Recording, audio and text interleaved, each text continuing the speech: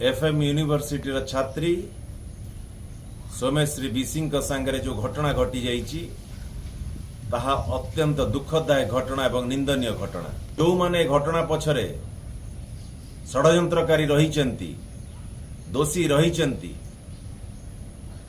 मान्यवर मुख्यमंत्री कठोर रु कठोर दंड दियंतु एवं मान्यवर मुख्यमंत्री निजे नैतिकता दृष्टि मानविकता यदि तांको भितरे टिके भी अच्छी तुरंत इस्तफा निजे मान्यवर मुख्यमंत्री दियंतु। एथिपाई इस्तफा दियंतु।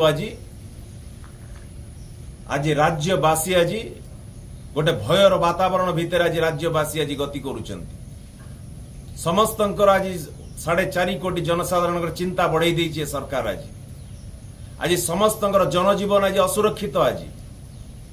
आज युवपीढ़ी छात्र छात्री समाज आज गोटे भय भितर आज गति करुचंती। आज अभिभावक मानक भितर चिंता बढ़ाई देइछे, भय सृष्टि करि देइछे।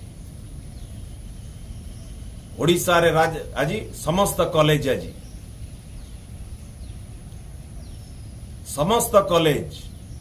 ए भली असुरक्षित ए भली छात्री समाज आज मानसिक जंत्रणा गति करुथिबे निश्चिंत भाव में कोठी ना कोठी।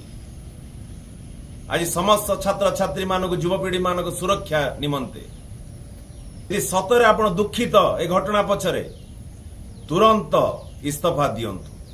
नहले ये जो घटना घटी छात्र छात्री युवक माने केबे भी आपण को क्षमा करिवे नाही।